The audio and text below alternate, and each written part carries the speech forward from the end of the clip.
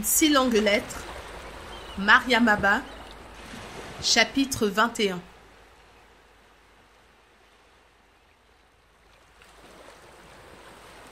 Demain, quel temps court de réflexion pour l'engagement décisif d'une vie, surtout si cette vie a connu, dans un passé récent, les larmes amères de la déception.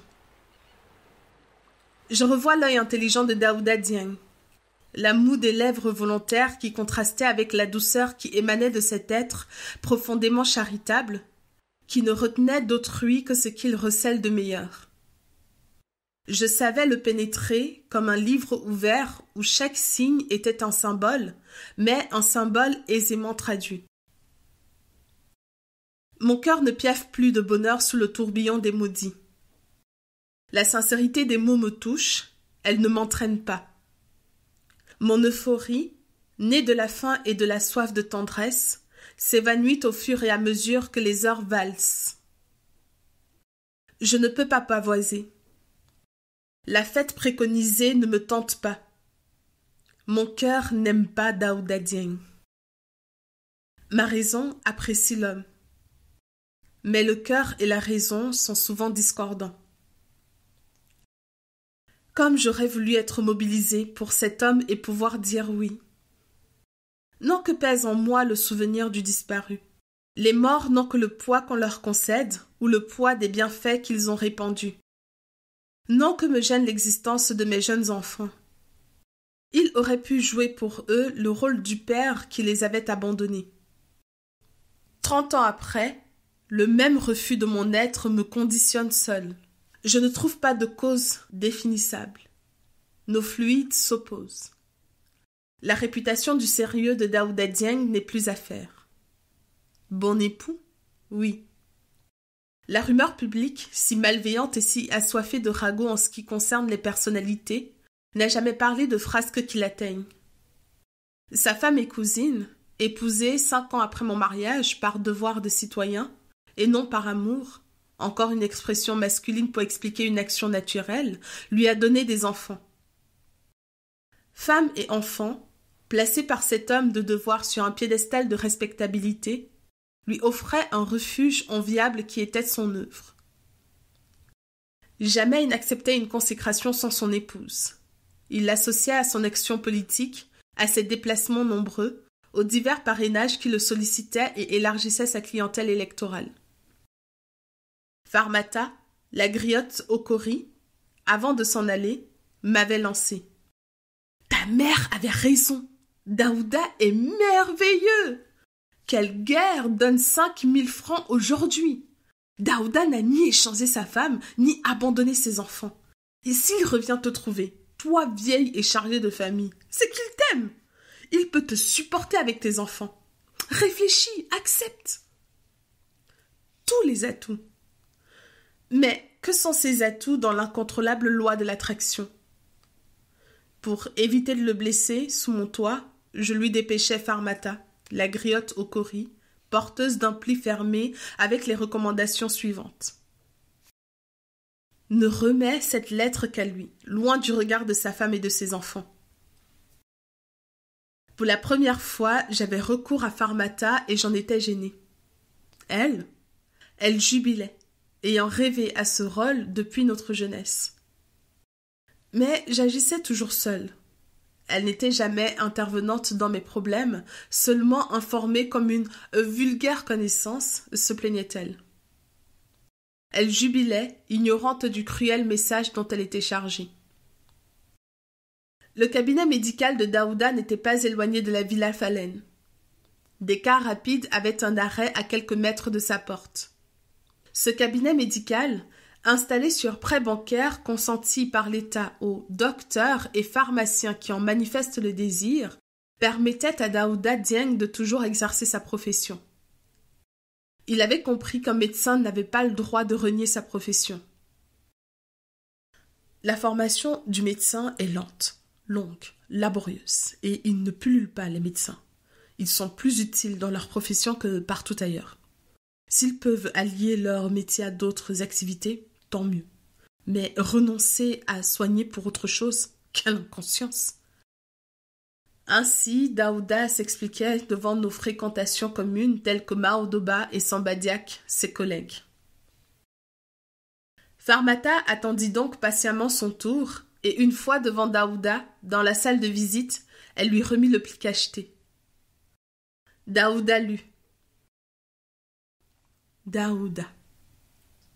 Tu poursuis une femme qui restait la même, Daouda, malgré les ravages intenses de la souffrance. Toi qui m'as aimé, toi qui m'aimes encore, je n'en doute pas, essaye de me comprendre. Je n'ai pas l'élasticité de conscience nécessaire pour accepter d'être ton épouse, alors que seule l'estime justifiée par tes nombreuses qualités me tend vers toi. Je ne peux t'offrir rien d'autre, alors que tu mérites tout. L'estime ne peut justifier une vie conjugale dont je connais tous les pièges pour avoir fait ma propre expérience. Et puis, l'existence de ta femme et de tes enfants complique encore la situation. Abandonnée hier, par le fait d'une femme, je ne peux allègrement m'introduire entre toi et ta famille. Tu crois simple le problème polygamique. Ceux qui s'y meuvent connaissent des contraintes, des mensonges, des injustices qui alourdissent leur conscience pour la joie éphémère d'un changement. Je suis sûre que l'amour est ton mobile, un amour qui exista bien avant ton mariage et que le destin n'a pas comblé. C'est avec une tristesse infinie et des larmes aux yeux que je t'offre mon amitié. Accepte-la, cher Daouda. C'est avec plaisir que je t'accueille dans ma maison. À bientôt, n'est-ce pas? Ramatoulaye.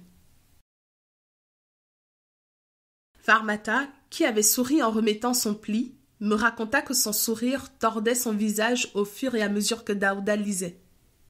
Son instinct et son observation lui conseillaient un masque de tristesse, car Daouda fronçait ses sourcils, plissait son front, mordillait ses lèvres, poussait des soupirs. Daouda reposa ma lettre. Calmement, il bourra une enveloppe de liasses de bleu. Il griffonna sur un billet la terrible formule qui nous sépara jadis et qu'il avait acquise au cours de ses études de médecine. Tout ou rien. Adieu. Aïssatou. Daouda Dieng ne revint plus jamais. Bismillah, bismillah. Qu'as-tu osé écrire et m'en faire à la messagère? Tu as tué un homme. Sa figure déconfite me le criait. Tu as éconduit l'envoyé de Dieu pour te payer de tes souffrances. C'est Dieu qui te punira de n'avoir pas suivi le chemin de la paix. Je te souhaite un autre mot doux qui te fasse verser des larmes de sang. Pour qui te prends-tu? À 50 ans, tu as osé casser le woléré. Tu piétines ta chance. Daouda Dieng, un homme riche, député, médecin, de ton âge, avec une femme seulement. Il t'offre sécurité, amour, et tu refuses. Bien des femmes, même de l'âge de Daba, souhaiteraient être à ta place. Tu te trouves des raisons. Tu parles d'amour au lieu de pain. Madame veut des sautillements dans le cœur. Pourquoi pas des fleurs comme au cinéma? Bismillah, bismillah. Toi, si fanée, qui veut choisir un mari comme une fille de 18 ans? La vie te garde une de ces surprises. Et alors, Ramatoulaye, tu te mordras les doigts. Je ne sais pas ce qu'a écrit Daouda, mais il y a de l'argent dans l'enveloppe. C'est un vrai Samba Liguerre, de la nuit des temps. Que Dieu comble Daouda Dieng. Mon cœur est avec lui. Telle fut la diatribe de Farmata, revenue de sa mission. Elle me bouleversait. La vérité de cette compagne d'enfance, par la fréquentation de nos familles, ne pouvait être mienne, même dans sa logique intéressée. Je me refusais une fois de plus à la facilité pour mon idéal. Je rejoignais ma solitude qu'une éclaircie avait illuminée un instant. Je l'endossais à nouveau comme on endosse un vêtement familier. Sa coupe m'allait bien. Je m'y mouvais avec aisance, n'en déplaise à Farmata. Je souhaitais autre chose à vivre. Et cette autre chose ne pouvait être sans l'accord de mon cœur. Tamsir et Daouda refoulés, plus de rempart entre les solliciteurs et moi. J'ai alors vu défiler et m'assiéger des vieillards qui cherchaient une source de revenus facile, des jeunes gens en quête d'aventure pour meubler leur oisiveté. Mes refus successifs me faisaient en ville une réputation de lionne ou de demeurée. Qui lâchait sur mes traces cette meute affamée? Car mes charmes s'étaient évanouis avec les maternités, le temps, les larmes. Ah, l'héritage. La rondelette part acquise par ma fille d'Abba et son mari est mise à ma disposition. Ils avaient mené les débats pour la répartition de biens de Modou. Mon beau-fils mit sur la table l'avance de la villa Sicap et le coût de 5 années de loyer. La villa Sicap revenait à ma fille qui, constat d'huissier en main, énuméra son contenu et l'acheta. L'histoire de la villa Falaine était facile à raconter. Le terrain et la construction représentent un prêt bancaire consenti il y a 10 ans sur nos salaires communs. Le contenu renouvelé il y a 2 ans m'appartient et, à l'appui de cette affirmation, je présentais des factures. Restaient les habits de Modou, ceux que je connaissais pour les avoir choisis et entretenus, et les autres, de la deuxième tranche de sa vie. J'avais peine à l'imaginer dans ses accoutrements de jeune loup. Ils furent distribués à sa famille. Les bijoux et cadeaux faits à Dame Belle-Mère et à sa fille leur revenaient de droit. Dame Belle-Mère hoquetait, pleurait. On la dépouillait et elle demandait grâce. Elle ne voulait pas déménager. Mais Daba est comme tous les jeunes, sans pitié. Souviens-toi, j'étais la meilleure amie de ta fille. Tu en as fait la rivale de ma mère. Souviens-toi, pendant 5 ans, tu as privé une mère et ses 12 enfants de leur soutien. Souviens-toi, ma mère a tellement souffert. Comment une femme peut-elle saper le bonheur d'une autre femme? Tu ne mérites aucune pitié. Déménage. Quant à Binetou, c'est une victime. Ta victime. Je la plains. Dame Belle-Mère sanglotait. Binetou, l'indifférence assise. Que lui importait ce qui se disait? Elle était déjà morte intérieurement, depuis ses épousailles avec Modou.